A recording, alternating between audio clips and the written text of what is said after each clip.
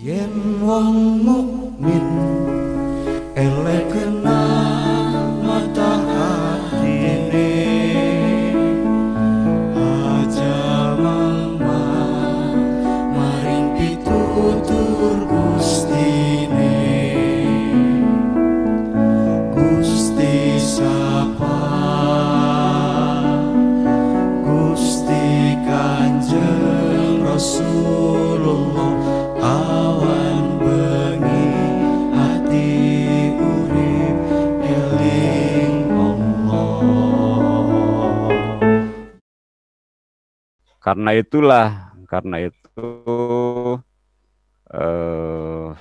ya Allah juga Rasulullah menegaskan kemestian bagi kita untuk terus-terusan mencari ilmu, terus-terusan berusaha untuk mendapatkan berbagai macam pengetahuan. Misalnya Allah berfirman, yarfa'illahu ladina amanu minkum waladina utul ilma darajat. Allah mengangkat, yarfa'illahu ladina amanu minkum, orang-orang yang beriman di antara kalian, waladina utul ilma, dan orang-orang yang diberi atau yang mencari pengetahuan, utul ilma darajat, beberapa derajat lebih tinggi gitu. Itu keutamaan orang-orang yang berilmu. Ya sebagaimana telah saya jelaskan bahwa orang yang berilmu ya yang lain gitu. Jadi karena pengetahuan itulah kemudian dia merasa tenang, nyantai aja. Toh meskipun sebesar apapun harta yang engkau dapatkan, tetap aja sih yang kemudian dinikmati itu paling beberapa gram nasi, kemudian lauk pauk cuma sedikit gitu. Atau dari sekian banyak perempuan, ya paling yang dinikmati kan cuma satu perempuan gitu. Kecuali yang fuckboy, ya misalnya kan ya mungkin menikmati banyak perempuan. Eh, itu kan karena pengetahuan juga. Ya banyak yang segala sesuatu yang berada atau yang belum terjadi itu ya menjadi bagian dari pengetahuannya, sehingga tidak ada rasa khawatir,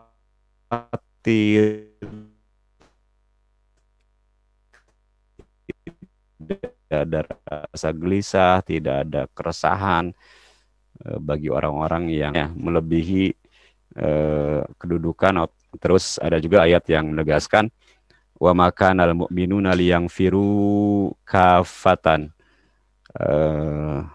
Dan tidak sepatutnya bagi orang-orang yang beriman untuk ini yang firu ini eh, ada apa ya, dari sisi makna itu berkaitan dengan perjuangan untuk menegakkan kedaulatan, yang firu kafatan. Jangan seluruhnya berperang, jangan seluruhnya apa mengatur dunia, atau jangan seluruhnya menegakkan kebutuhan-kebutuhan dunia. Tapi palaula nafaro, semestinya ya ada juga mingkuli firqatin ta'ifatun minhum ta'ifah, ada sekelompok orang, ada satu ta'ifah dari setiap kelompok orang gitu, yang nafaro untuk yatafaqahu fiddin, untuk mencari pemahaman atau mencari ilmu berkaitan dengan fiddin, dengan agama. Ya, din bisa diartikan sebagai agama, atau din juga bisa diartikan sebagai cara-cara untuk ketundukan kita kepada Allah. Jadi sepatutnya di antara sekelompok masyarakat di tengah-tengah kita itu ya ada yang yatafaqoh fiddin, agar tidak agar ada yang mengingatkan, agar ada yang menegur, ada yang memberi peringatan kepada kelompok masyarakat yang lain jika kemudian mereka menyimpang atau melakukan sesuatu yang bertentangan dengan ketentuan-ketentuan Allah. Itulah pentingnya alim ulama. Jadi semestinya ulama itu menjadi pembanding, menjadi penegur, menjadi orang-orang yang memberi peringatan kepada umaro gitu. Ini penting untuk ya ulama yang mestinya ya diantaranya menjadi kelompok yang mengingatkan para umaro agar mereka tidak menyimpang, tidak bertentangan dengan ketentuan Allah dan ketentuan Rasulullah. Cuma ya kemudian ya kata ulama ini sendiri menjadi tereduksi artinya. Jadi ya karena banyak banget gitu.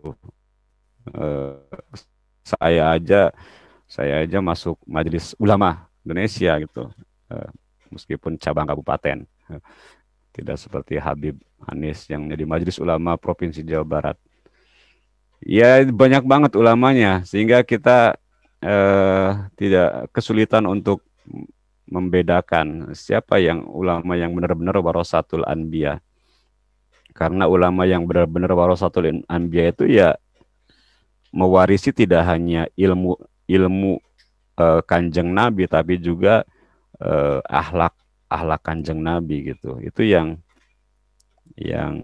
mungkin saat ini sulit untuk ditemukan. Ulama yang bisa memandu kita menuju jalan keselamatan di dunia dan di akhirat. Kita banyak sekali tertipu oleh sosok-sosok yang menampilkan dirinya sebagai alim, sebagai ulama, lalu ternyata kemudian dia justru membawa kita kepada kebinasaan dan kehancuran.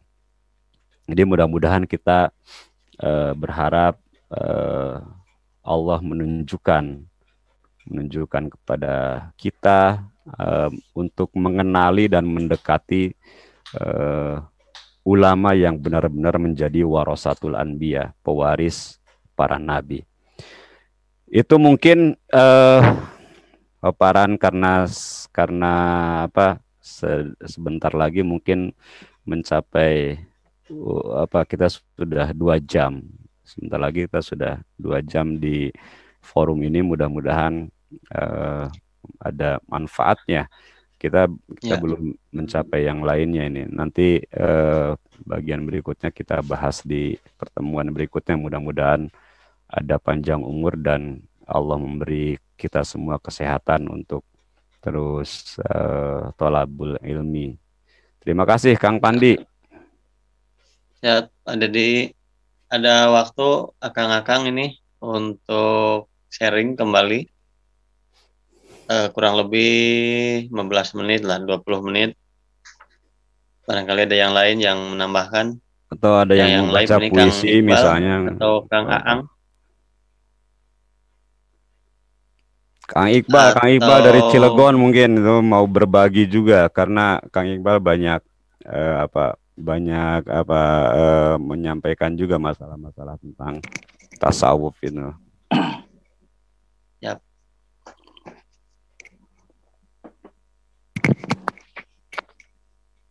Makasih Pak Kiai, Pak Dedi. Enggak Kang Iqbal. Sehat Kang? Alhamdulillah sehat. Sehat semua lah ya. Alhamdulillah. Amin. Pada dasarnya ilmu itu, sepengetahuan saya, ilmu itu secara zatnya saja dia sudah mulia.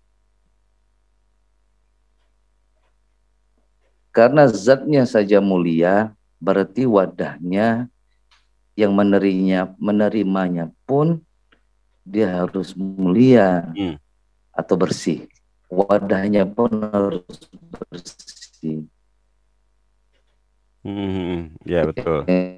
Dikhawatirkan ketika kotor dia tidak akan banyak untuk ilmu. Yang selama ini kita tahu bahwasannya yang kita cari ini sebenarnya cuma pengetahuan pada dasarnya. Kalau dia menjadi ilmu, dia harus dipraktekkan atau diamalkan.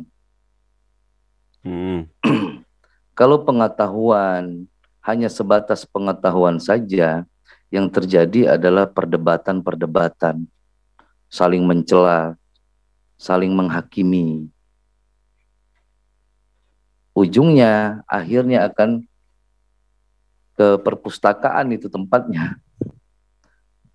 Jadi kalau dia mau menjadi pengetahuan itu, kalau dia mau menjadi ilmu, ya syaratnya harus diamalkan. Ya. Nah, itu syarat pertama dia ke ilmu. Kang Deddy, yang untuk yang pertama tadi itu pembahasan pertama. Setelah saya dengar dari awal sampai akhir, itu pernah saya di Cilegon ini ngasih materi tentang syarat mutlak kita beribadah itu kita harus memahami sifat kehambaan kita. Jadi apapun ibadahnya, syaratnya kita harus disiplin dan tidak keluar dari sifat kehambaan. Karena kalau kita sudah keluar dari sifat kehambaan, yang terjadi adalah kita mengambil hak Tuhan, haknya Allah.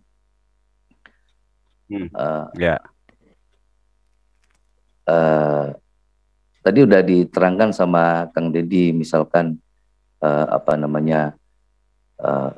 manusia bodoh, Allah yang ilmun, lemah, manusia lemah bergantung kepada kodrat Allah, manusia yang tuli bergantung kepada sama Allah, manusia yang bisu bergantung kepada kalam Allah. Nanti berarti yang dari penjelasan tadi yang tenar, berarti yang harus kita pahami adalah mengenali diri. Semakin kita paham mengenali diri, ya betul, Iqbal. Semakin dalam juga kita akan mengenal Allah. Kalau si Abdul Somad pendapatnya beda lagi. Semakin kita mengenal Allah, maka kebalikannya ialah Tuhan. Itulah Tuhan. Semakin kita mengenal diri, kebalikannya itulah Tuhan. Barang siapa yang mengenal dirinya bersifat lemah, niscaya maka ia akan mengenal Allah yang bersifat kudrat, dan seterusnya dan seterusnya. Jadi man arafa nafsahu faqad arafa rabbahu. Jadi siapa yang mengenal dirinya, barang siapa yang mengenal dirinya yang bersifat tuli, niscaya dia akan mengenal Allah yang bersifat sama. Jadi yang saya pahami memang kita harus kembali kepada diri. Syarat mutlaknya ya jangan keluar dari sifat kehambaan. Makanya di Quran kan biasanya paling banyak itu hampir setiap lembar itu, hampir setiap juz pasti yang dibahas tentang Fir'aun, Nabi Musa, Fir'aun, Nabi Musa. Justru tentang Nabi Muhammad sendiri sedikit dalam Al-Quran. Nah, itu kan pelajaran buat kita memang yang dikhawatirkan kita selama ini sering mengambil hak-haknya Tuhan.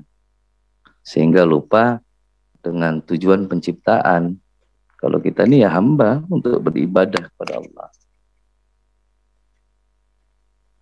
Yang kedua tentang keterikatan tadi Pak Kiai. Keterikatan berarti kalau bahasa kita ini kemelekatan Pak. Kemelekatan. Jadi jangankan mau melekatkan kita dengan barang-barang apapun yang ada di dunia.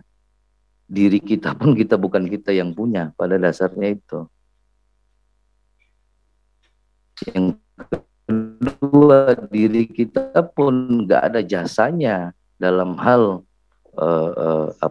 bentuk ibadah apapun, karena semua atas anugerah dan pertolongan Allah. Itu kalau kata Kang Deddy tadi ya itulah arifin. Kalau ada Kiai Soleh itu bilang ikhlas abidin, ikhlas muhibbin, nah ikhlas arifin. Nah, mungkin itu Pak Kiai bahannya. Wah, terima kasih. Mohon koreksi. Syukron kasiron. Enggak ada yang perlu koreksi Kang Iqbal. Terima kasih Kang Iqbal.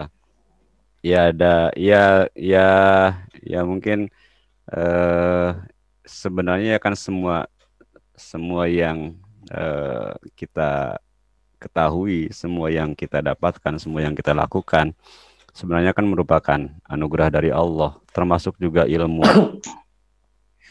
eh Ya, Allah bisa dengan seketika, sekejap mata bisa mengambil ilmu kita, sehingga kita tidak lagi mengetahui apa-apa. Ya, prosesnya mungkin bisa melalui cara apapun. Kadang-kadang kondisi psikologis membuat kita lupa terhadap segala sesuatu, atau kondisi fisik membuat kita menjadi orang yang tidak mengetahui apa-apa. Ya, kalau orang yang sudah sepuh misalnya karena proses reproduksi sel-sel tubuhnya kemudian melemah dan pada beberapa tahapan berhenti, ya, sehingga mengalami demensia misalnya, itu kan bagian dari Allah mengangkat sebagian apa yang kita ketahui, fisik, kondisi fisik kita, tubuh kita, kondisi biologis, kondisi saraf kita tidak bisa lagi menyimpan atau mengetahui sesuatu yang pernah kita ketahui. Tapi dalam kondisi-kondisi tertentu itu Allah ya sangat berkuasa untuk mencabut ilmu kita. Iya, iya. Misalnya ketika ya saya sendiri pernah mengalami, mungkin karena entah kondisi fisik atau entah kondisi psikologis, atau mungkin juga kesadaran yang tiba-tiba muncul rasa angkuh, rasa benar sendiri. Tiba-tiba saya ketika menjadi imam subuh, tiba-tiba hilang aja semuanya bacaan kunut itu. Ini saya mau doa apa gitu, sehingga akhirnya ketika bagian kunut itu saya membaca Robbana atina fid dunya hasanah wa fil hasanah wa qina adzabannar gitu.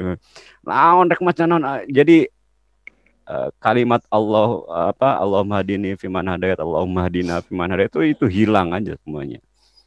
Itu Allah mencabut ilmu. Jadi ya lagi-lagi kita sepenuhnya harus istislam. Jadi selain berislam ya kita harus juga istislam, berserah diri sepenuhnya kepada Allah, tidak mengatur, tidak merasa benar, tidak merasa berilmu, tidak merasa berkuasa, tidak merasa sebagai hamba yang taat misalnya, atau tidak merasa sebagai orang yang sholatnya khusyuk gitu. Jadi ya semuanya kita serahkan kepada Allah, termasuk ilmu kita juga, ya kita tidak sama sekali kita tidak menguasainya gitu.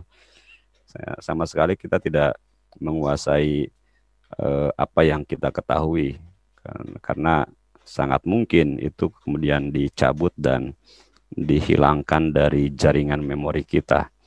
Atau sebaliknya, tiba-tiba saja kita mengetahui segala sesuatu, atau kita mengetahui segala urusan. Ya, mungkin yang kemudian itu disebut sebagai ilmu laduni atau ilmu miladunhu, yang diturunkan begitu saja oleh Allah sebagai karomah atau sebagai anugerah dari Allah. Jadi ya lagi-lagi ya kita hanya bisa berserah, termasuk dalam urusan pengetahuan. Ada begitu banyak bacaan, buku, dan seterusnya.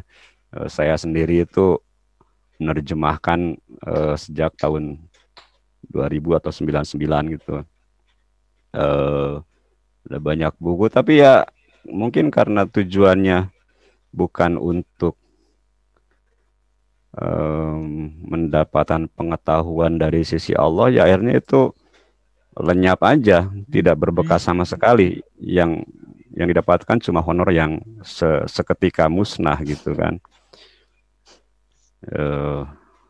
Ya kalau dalam Syajaratul Ma'arif itu ya ditegaskan bahwa kita itu ya bisa dan dibolehkan untuk mencari ilmu tentang apapun, termasuk ilmu sihir misalnya kan, ilmu teluh, ilmu apa, tapi yang menentukan kemuliaan sesuatu atau kemuliaan ilmu itu adalah tujuannya. Jika kita mempelajari ilmu mencuri, tapi agar kita menjauhi perbuatan tersebut, atau agar kita bisa menjauh, Syekh Izzuddin dalam kitab ini, yaitu baik, itu ihsan gitu. Termasuk juga kita mempelajari teluh atau mempelajari ilmu sihir misalnya, jika kemudian tujuannya adalah agar kita menjauhkan diri dari perbuatan tersebut dan menjauhkan orang-orang dari perbuatan tersebut, yaitu ihsan, itu adalah kebaikan. Jadi kita dibolehkan dan tidak ada larangan untuk mempelajari apapun selama tujuan yang kita tetapkan dalam proses pencarian pengetahuan itu adalah kebaikan, adalah ihsan gitu, berbuat baik kepada orang lain. Nah, termasuk juga ya sebenarnya ya segala sesuatu, ya misalnya tadi saya membuka pertemuan ini dengan mukadimah yang biasa saya sampaikan ketika membuka khutbah nikah gitu, atau membuka acara pernikahan. Ya saya sering sampaikan juga bahwa sakinah yang sering didengungkan sebagai keluarga yang sakinah misalnya kan, atau jiwa yang sakinah, itu sebenarnya kan ahwal atau kondisi ruhani yang dianugerahkan oleh Allah. Jadi yang perlu kita lakukan adalah menyiapkan landasannya, menyiapkan ruang dalam hati kita agar itu kompatibel dengan apa yang akan diturunkan oleh Allah. Kalau hati kita sudah kompatibel, sudah cocok, sudah sesuai dengan spek dari yang kemudian diturunkan oleh Allah, ya kemudian Allah akan menurunkannya. Huwaladzi anzala sakinata. Itu dalam Al-Qur'an semuanya ketenangan dan kesakinahan atau ketentramannya diturunkan, tidak diupayakan. Ya wahbiyah gitulah, sifatnya wahbiyah, jadi diberikan langsung oleh Allah. Ya termasuk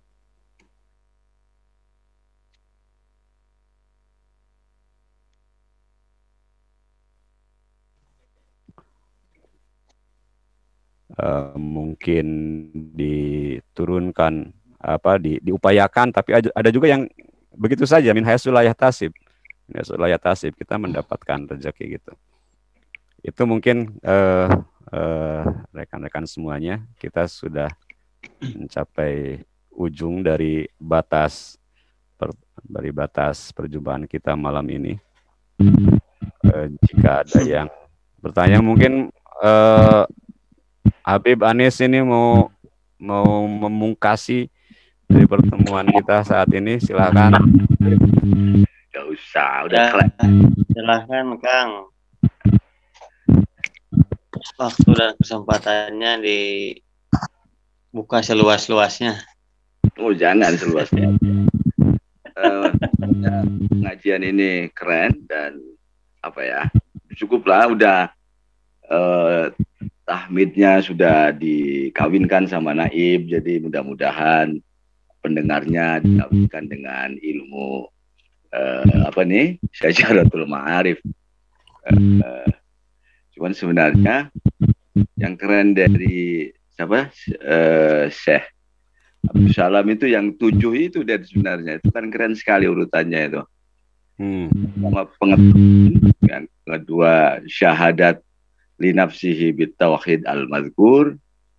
Jadi setelah mengetahui kemudian menyaksikan atau berkomitmen, karena syahadat bisa jadi berkomitmen, berjanji dengan pengetahuan itu.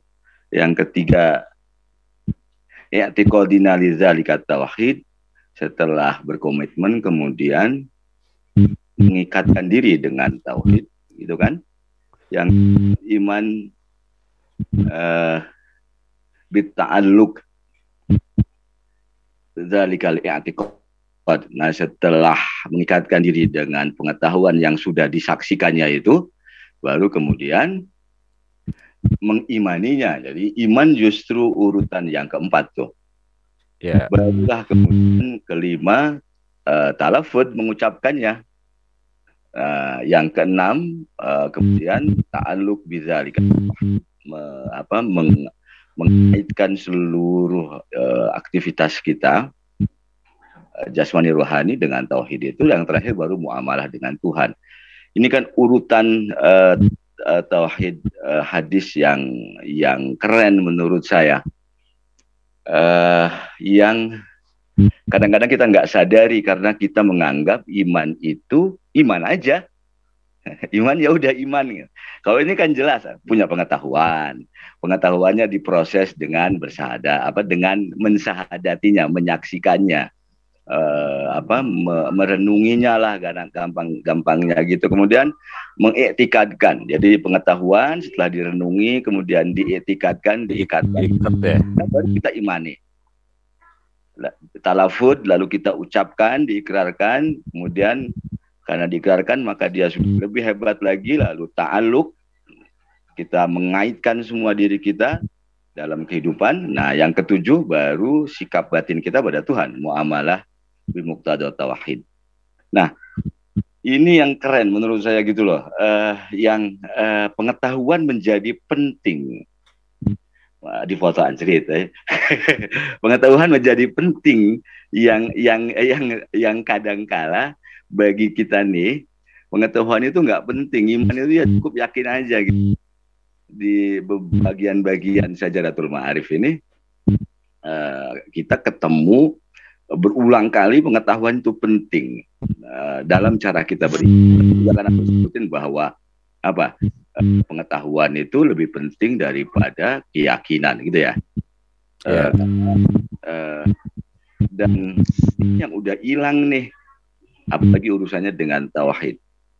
Karena tanpa pengetahuan kita anggap kita seperti orang gila deh. Kita anggap kita benar, taunya semua orang menertawakannya. Lalu kita memusuhi orang yang menertawakannya itu. Nah, urutan ketujuh ini yang saya sih jarang menemukan ada orang yang mendefinisikan iman dalam urutan proses kognitif kayak gini. Mengetahui, merenungi, mengikatkan diri, lalu mempercayai itu, kemudian mengucapkannya, menegaskannya bahwa oke, saya sudah tahu, saya kalau gitu saya menjanjikan sesuatu, kemudian ta'alluq bidzalika tauhid, kemudian mengaitkan seluruh aspek kehidupan. Terakhir adalah jadi yang 6 itu dalam kehidupan, kemudian yang ketujuh muamalatihi bil muqtada tauhid, itu kira-kira proses batin kita ketemu dengan Tuhan terus-terusan. Nah, itu yang pertama. Yang kedua, saya cuma diucapkan oleh Al-Mukarram yang menarik itu adalah mencintai boleh gitu kan tadi kan, tapi tidak boleh lebih cinta. Cintanya harus lebih besar pada Tuhan. Mengagungkan yang lain itu boleh, tapi tidak boleh lebih besar dibandingkan kepada Tuhan. Nah, ini kan jadi ringan, ini jadi pegawai negeri juga nggak soal sih, besar tidak lebih besar.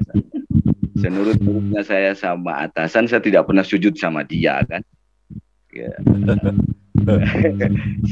Tergantungnya sama. Jadi tidak pernah bersujud pada Bapak Mahmud ya? Ya tidak pernah dong, tidak kan gitu sama siapapun kan. Sebetulnya saya sama dan tidak pernah juga saya menceritakan rahasia saya terdalam padanya, gitu kan. Kemudian meminta hal yang terdalam padanya. Nah, kalau dilihat dari situ sih masih tauhid gitu. Kalau pakai standarnya Abdus Salam ini. Jadi syafaat tidak usah gendut ya di pegawai negeri di Jakarta sana. Itu aja sih, keren deh, terusin aja. Cuman bagian saya kira layak untuk diperdalam. Yang 7 itu, wah keren. 7 hal yang membuat kita jadi oke, berarti tugas pertama kita adalah memperdalam pengetahuan kita tentang Tuhan, tentang diri. Lalu meyakininya, mengikatkan diri, kemudian menta'aluk padanya, dan itu menjadi bekal kita muamalah bil muqtado. Kalau kamu heran kenapa saya hafal bahasa Arabnya, karena saya sudah beli kitabmu sebenarnya ini. Nah, ini loh. Ampun. Jadi bukan saya keren, enggak, saya lihat kitabmu dan membaca seperti yang kamu baca itu. Nah, ini kitabnya kan. Nah, tuh. Siap. Terima kasih Bib. Syukran Bib. Ya, alhamdulillah, yaitu 7 jurus tauhid itu sudah dijelaskan dengan lebih menarik dan lebih kontekstual oleh Mas Habib Omaruzaman Anis. Atur nuhun ka sadayana, terima kasih kepada semuanya. Mudah-mudahan minggu depan kita bisa bersua lagi dalam keadaan sehat dan baik-baik saja. Amin. Terima kasih ya. Bismillahirrahmanirrahim. Ni'mal wakil, ni'mal mauliman nasir, wallahu muwaffiq ila aqwamit thoriq. Assalamualaikum warahmatullahi wabarakatuh. Awan bengi